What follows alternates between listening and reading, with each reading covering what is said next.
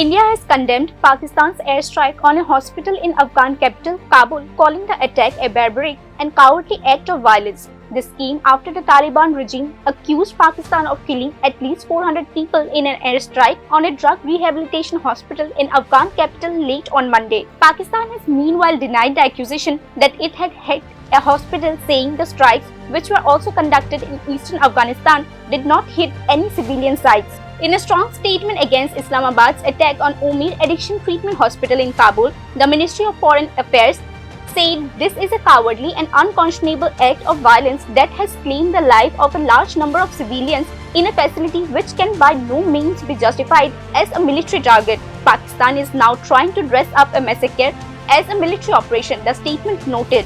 The ministry said the attack on the hospital was a heinous act of aggression by Pakistan and is also a blatant assault of Afghanistan's sovereignty and a direct threat to regional peace and stability. To report news now.